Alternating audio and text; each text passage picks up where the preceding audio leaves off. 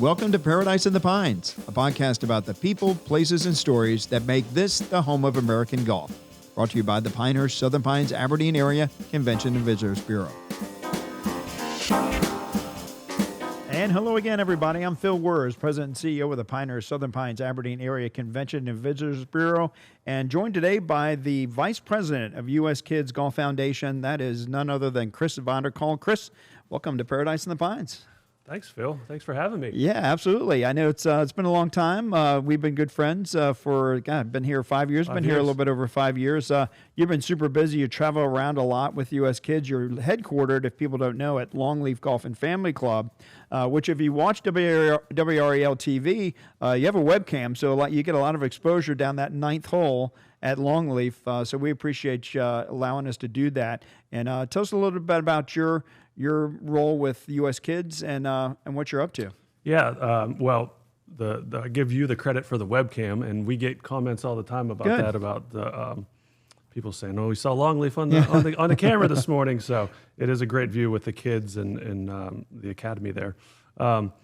This time of year, my main job, we're getting ready for the World Championships here in Pinehurst, and going on at Longleaf all the time is golf and the U.S. Kids Golf Academy. So it's a busy time of year for us. But fortunately, with the great surge in golf, it's busy all year round. Yeah. And people always say, "Oh, you're just busy for the summer, right?" And no, it's all year round. So which is a great problem to have. But we're excited for the next couple of weeks here in Pinehurst. And we record this right before the World Championships there. It is a huge event. It's been going on for years, has a huge economic impact. Talk about where players come from. I mean, you got about 2,500 kids. I think there's been more pre-pandemic. We're back up to about 2,500 kids from all 50 states, and how many countries? Yeah, we'll have kids from all 50 states, over 60 countries, and we'll have about 2,200 kids for the championship. And that's been the number pretty consistently. Everyone says, "Well, how big is it this year? How big is it this year?" But really, the goal of the championship is to make it the world's largest golf championships over 2 weeks. But it's to make it the best championships over 2 weeks. So it's not all about quantity; it's about quality, as we say. Right. So we want to make the best championship, whether it's for juniors or for adults in the world. We had our first World Championship in 2000 in Jekyll with a couple hundred kids. Wow. So here we are, 2023. When did it come here? Yeah, it came here in 2006. Okay. So we're excited for our 18th year here in Pinehurst. And it was when we moved here, we were at Jekyll and we went to Williamsburg, Colonial Williamsburg, and they were great hosts. And we had the opportunity to come here in 2006, and it's been a wonderful experience ever since. We hosted over 2 weeks. The first week we have what we call our World Teen Championship. So we have players the ages of 13 to 18, and then the following week are ages 5 to 12. Okay. So we use 11 golf courses for the second week and 6 golf courses for the first week. So it's a big jigsaw puzzle that logistically we put together. I'm sure. Not just the golf courses, but places to stay for 2,200 kids. How do you manage that, and how do you get them? I mean, I know we assist you from a CVB standpoint to kind of give them an opportunity to book certain things, but you talk about a logistical puzzle. I mean, and a lot of them stay in short-term rentals too. They do. So when we came here in 2006. There weren't as many hotels, right? Yeah. So fortunately, over the years, we've got more hotels, more quality hotels. The house rental world has grown since then. Mm-hmm. But when we bring a championship to town, which is about a $14 million impact every year to town, it's not a player and a caddy. It's mom, it's dad, it's grandparents, it's aunt and uncles, it's players, it's siblings. So we're bringing a whole family along. So that the housing has definitely been an important part of it. And people are staying everywhere. And we're bringing staff from all around the world to run the event. Yeah. So, we take up our own hotel and and a couple houses just with staff to put on the event over those 2 weeks. That many golf courses, that many players, that many families. It's a big undertaking. So over the course of the 2 weeks, and you mentioned the age ranges, is it pretty much the same format each week? It's just different age groups? Yeah, that's right. So championship rounds are Thursday, Friday, Saturday, and then we culminate on Sunday with our Van Horn Cup on Pinehurst number 2 or Pinehurst number 4. But it's really turned into 2 weeks of a big party. Yeah. Right? We have skills challenge. We have parent-child events during the week. On the second week, on Tuesday night, encourage everyone to come out. We have a parade of nations that go through the village of Pinehurst. And if you've never seen that in person, it's amazing. You got to come. It's like the Olympics. Yeah, no, that's what I was going to compare it to. You can watch the Olympics, but I think it's almost more emotional when you go and see these kids walking through the village, waving their flags, wearing their colors. A lot of pride. A lot of pride. And what's really neat is just to see all those kids together. Yeah. They're from different backgrounds, different languages, but they're all coming together to speak the same language of golf that Absolutely, week and form friendships that last a lifetime. And it's amazing how many people go back and will say, I met a kid from Uganda. I met a kid from California and Florida and every state in between. And now they're communicating, through social media and through the web. So it's a really, really neat experience. And I think we could learn a lot, not just from the game of golf, but just how to get along, in this world where there's a lot of divisiveness and strife. And, these kids, they don't learn that until they're adults. But to see them and to them to demonstrate that it doesn't matter what color skin you are, what country you're from, that you learn a lot, not just about golf. Yeah, it's very true. It's like I said, you just see everybody together. You can go up to sit on the patio up at Pinehurst, during the week. Yeah. And you look out at the big putting green and the cradle, and there's just kids everywhere. and they're having putting competitions, or they're playing the cradle, or they're hitting balls on the driving range, and the parents are able to sit back and enjoy it and talk and learn about each other. So, the mission of U.S. Kids Golf, it's more than just about golf. It's about bringing families together through the game. Yeah. It is on display that week for sure. And just even talking about the parade there, and you've been there, you guys are a great supporter of it. The people from the towns that come out and line the streets and cheer them on, and just the village in general, the restaurants and everybody that's supporting it. It's a really neat experience. So looking forward to it. And more people moving to this area, just so people, if they listen to this podcast, the Parade of Nations, so they can plan on what day is that going to be this year? Yeah, so that's Tuesday night. Tuesday night of that'd be August 1st. Okay. So that is during our second week. So that's for the younger kids, the 5 to 12-year-olds. So Tuesday night, August 1st, bring your chair, bring your cooler, come out, sit on the street, and enjoy it. Make plans. They gather on Carolina Vista, right? Or it's there's a picture that we showed her during this podcast of them. Yeah. You see all the kids in the Carolina Hotel in the background, and that's where they gather. They parade through the village. But again, make plans. It's the evening of August the 1st, Tuesday night in the village. It's really a memorable time, and you'll have a great time. It is. We talk about growing the game, and how important is it to kind of grow the game with a younger generation that these are, we talked about this with Tom Pasha at the resort. It's like, these are kids that are going to come here with their kids down the road and their kids' kids. How important and how cool is that to be part of an organization that only grows the game, but you're growing it for generations to come? Yeah, so I think there's a lot of people, they're saying, we're growing the game by doing this. I truly believe it's a passion for all of us that we are growing the game. And, I kind of feel a little bit older now because we have kids that played in the first World Championship in 2000. Now they're having kids and they're bringing their kids to the championships. And we have some staff members now that have come to work for us that played in the World Championship. Oh, wow. So it's I really believe that we are growing the game. And it's easy to kind of spotlight those people that win every year, but I think a big part of what we do and even what's on display at the World Championship is, that kid that came in 50th place, if he becomes a golfer for a lifetime, that's really, really the most important for us. So I think success kind of in my eyes a lot is when you see the parents out there with the kids playing or the grandparents out there, and it's becoming a family event for them that they do. It's good to see, but those kids are out there. They're having fun, and they are really, obviously they're the next generation of people on tour and just keeping the game in a good place and growing so that it's successful for a long time after we're gone. I know a lot of people know Peter Stillwell, who well known in the Pinehurst community, assists you guys tremendously with U.S. kids.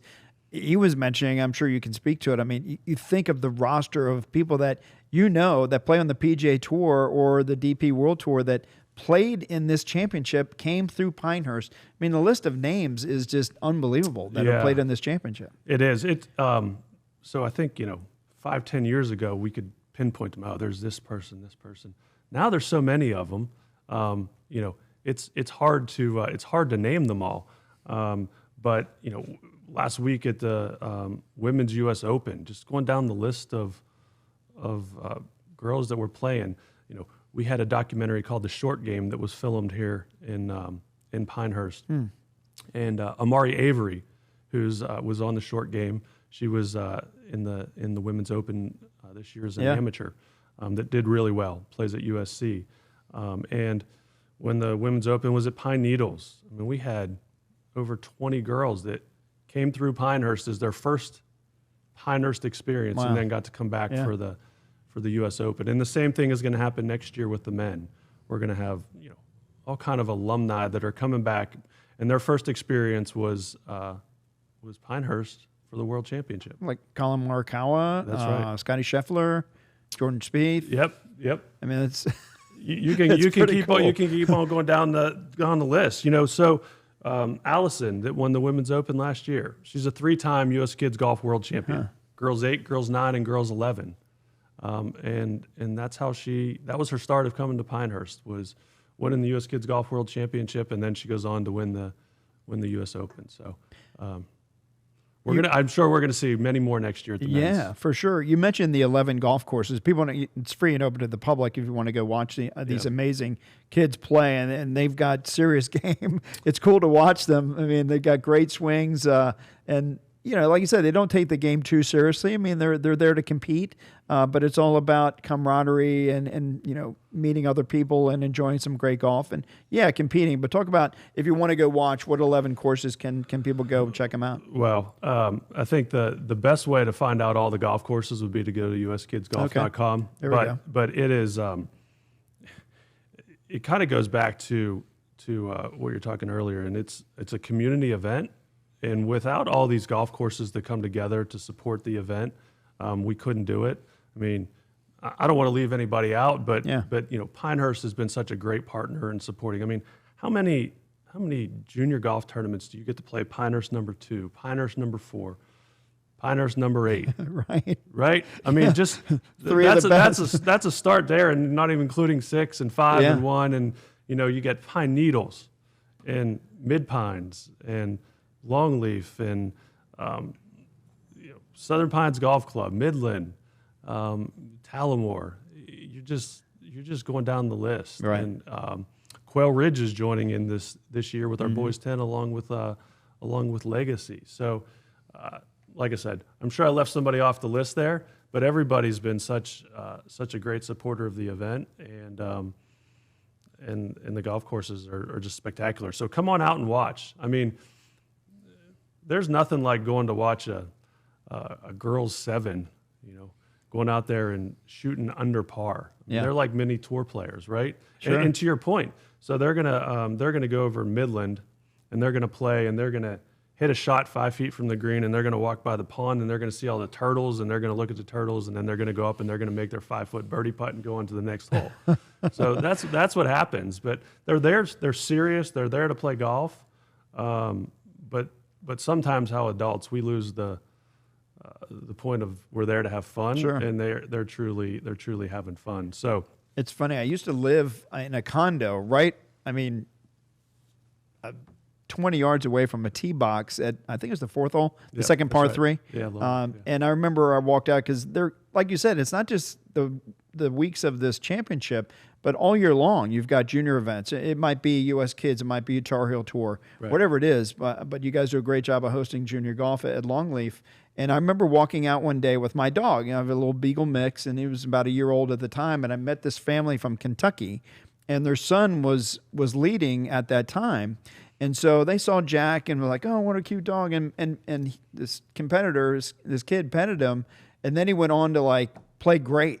And then the next day, I don't even know what time he teed off, but I just so happened I walked out when he was coming through the same place. He's like, "Wait a minute, I need to pet your dog. He's good karma." Yeah. But again, to your point about the turtles, it's like just, petting a dog, playing a round of golf. Yeah, he wanted to play well. I don't think he won that week. So hopefully my dog wasn't bad karma, but they thought it was good karma for a while. But anyway, it was just so cool because it's the innocence of the game of golf and just being able to play and just having fun and being with your family. I think it just speaks to, how cool it is that we're able to be such a nerve center for golf, for youth and to grow the game. Well, it's and you bring up a good point, just even going out and talk to the families, because I don't know how many, it's dozens at this point, of people that have moved to the community because coming to Pinehurst, coming to Southern Pines, coming to the whole area and just saying, "Gosh, it would be great to live here." Yeah. And with the ability to work from home for a lot of people, they're moving here. Yeah. They're moving here because of the championship. So that's been great to see. I mean, a good example of that would be Jackson Van Paris, who moved here to the area, and he's had quite a run of amateur tournaments the last month, and at the North South a few weeks ago. But and he's qualified for the U.S. Amateur. He's qualified for the U.S. Amateur. So it's just it's really become a part of the community. People are moving here because of it, and so I'm sure your dog didn't give him bad luck that week. One person who did move here is your boss, Dan Van Horn. Talk about him, what he's done for this organization, what he's done for golf in this area. I know their headquarters is in Atlanta, the foundation's here. Can you talk to the organization and what's here, what's in Atlanta, and what Dan has done to really kind of spearhead everything? Yeah, so I could go on for this one, because I think there's a lot of people that have had an impact on golf in the world, but Dan has really changed the game. So it basically came out in 1996. He saw a need for shorter and lighter golf clubs. He has two boys and a girl, but they were playing baseball, and you start seeing the lightweight bats, right? And thinking, well, he's an engineer by trade. Well, why can't I do that with golf clubs? So as he does with every project, he started researching it and digging into it, and developed a lighter weight, 25% lighter weight golf club, and fit it to your height. And that was 1996, and here we are in 2023. And he's just made, it's not just to the area here. It is worldwide. He's mentioned some of the countries earlier, like going to Uganda and Kenya, and seeing the difference of being able to bring the kids into the game with the correct equipment, and then giving them an opportunity to play in the tournaments and giving them the right coaching. He's just made a huge impact. So the golf clubs, we have everything from your first club, which you might get when you're just a baby, to the yard club, which is a club with a bigger head that you can hit in your backyard or on the driving range, and our ultralight and tour series and EP tour.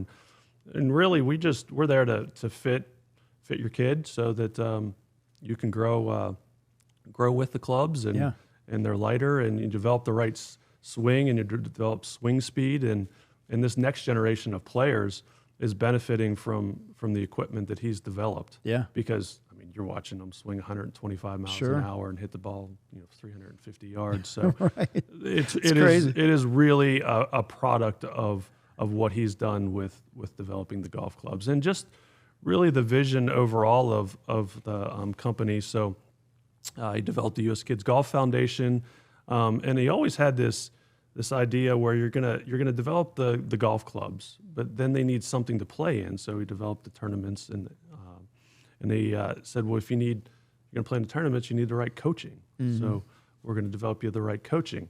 And then in 2015, as always, he came to me with this idea and said, well, what if we buy a golf club? And so in 2015, we bought Longleaf Golf and Family Club here in the community. And we call it the living laboratory, right? Yeah. So we want to break everything that we can, to develop and make better. So Right. we're testing clubs. We have over 500 kids in our academy there. We're teaching adults. I think one of the biggest thing is coming up with the Longleaf tee system, which people are using all over the world. Yeah.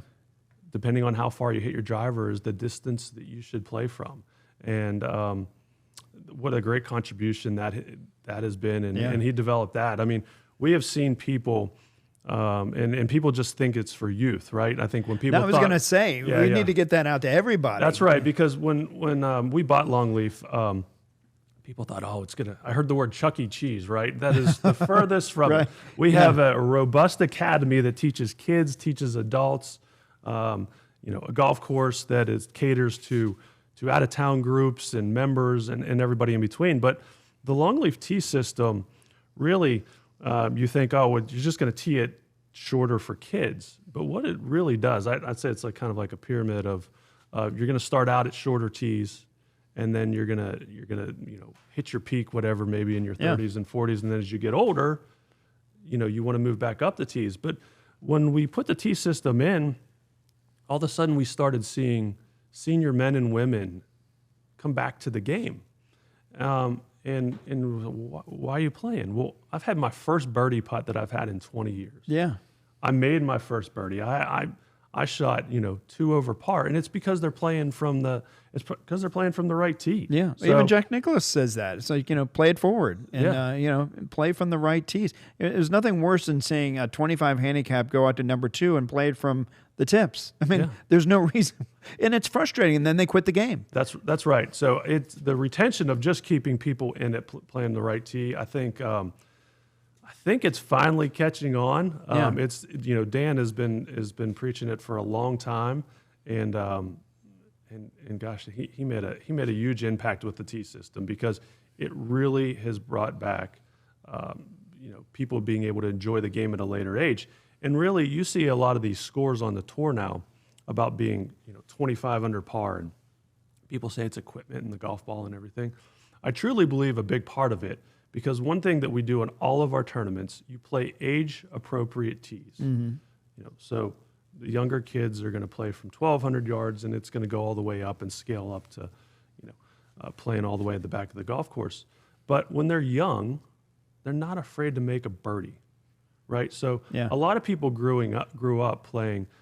They're getting their third shot on the green for a par 4, and they're having to make par, and they're trying to hang around par, maybe a couple over par. These kids are shooting, they're 3-4 under par. Well, they want to get 5 or 6 under par, and it's not.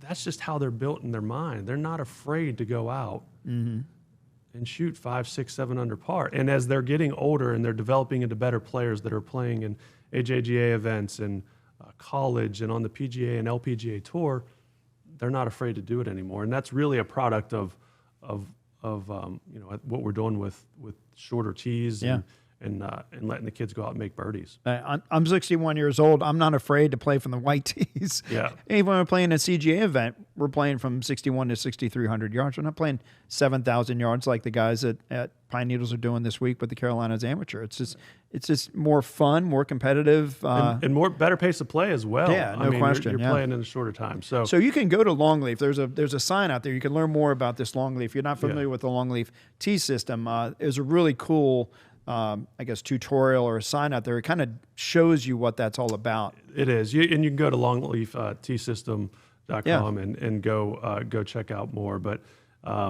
it's depending on how far you hit your driver, you carry your driver, it will tell you what tee you should play. So if you carry your driver 150 yards, you're going to play T3. So I'm not going to tell you what tee you should play. No, believe me, I don't mind playing the white tees at all. But yeah, here's the other thing. Here's the other thing on that. You bring up a good point by saying white tees. There's no colored tees anymore. So it was always typically the red tees were up front, ladies. The black or gold tees were in the back. Well, they're a number system now. So you're playing a number. And one of the most important thing on all of the tees, all the way from the front to the back, is that they're rated for both men and women. So one of the big things is, men would say, well, I'm not going to play the forward tees because I can't get a handicap. Yeah. Well, you can. You can. All of our tees are rated. We've encouraged every golf course, and you see that happening more now, but they're rating all the tees for men and women. So if you have a really good women player and they're playing from 6,500 yards, well, they can get a handicap back there because they're rated for women as well. Right, okay. A lot of people think they just need to be rated, but they need to be rated for both men and women. You mentioned the Longleaf Golf Academy, which, of course, is at Longleaf Golf and Family Club. Talk about that. Yeah, I think you said there are about 350 members.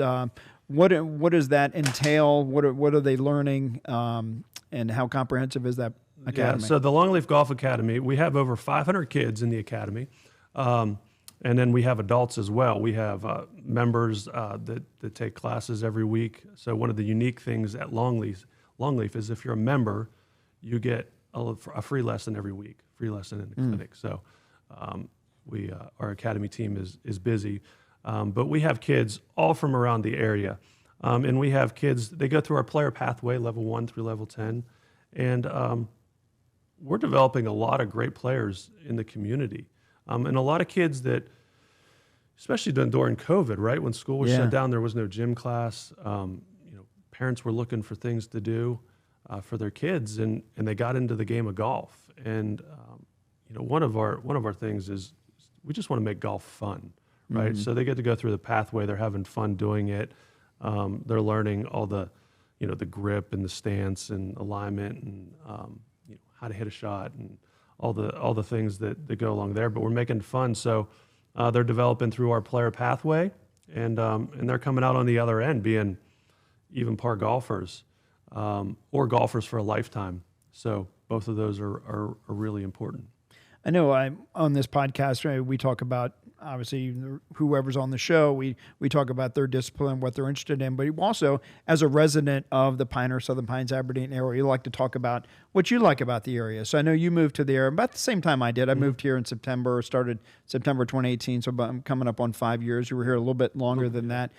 So talk about what attracted you to the Pinehurst area, obviously golf, but I mean, is it a decision where it's like you never look back and it was like the best decision you ever made? Or, talk about when you and your family, you have a lovely family too, by the way. Yeah, thanks. So I was fortunate, I grew up in the Northeast in Pittsburgh and was fortunate to start working U.S. Kids in 2002. And our main office is in Atlanta and still is. So I've lived in Atlanta, great city, great area, growing. I came from there. Very, very, very crowded. Yeah, people talk about traffic here. It's like, no, you don't know traffic. Yeah, so it's funny because my girls go to the traffic circle now. They go, Dad, look at all the traffic. I'm like, there's 6 cars. But so when we bought the golf course at Longleaf in 2015, I was spending a lot of time up here, even more time than I was before, because I've been fortunate since 2006 to be able to spend, more than a month up here with visits for our World Championship, during the World Championship. So in a lot of ways, it's been a second home, to me. Yeah. But my family really never spent a lot of time here. And then when we bought the golf course in 2015, I was even coming here more. And Dan came in one day and he talked to my wife, Kara, first. And he said, well, what if you guys just moved to Pinehurst? You're traveling there all the time. Why don't you move? So I said, well, we'll talk about it. Well, I think that was on Thursday. On Friday, she said, hey, let's drive to Pinehurst this afternoon. Wow. So we drove to Pinehurst. We brought the kids with us. We got 2 girls. They're 12 and 15 now.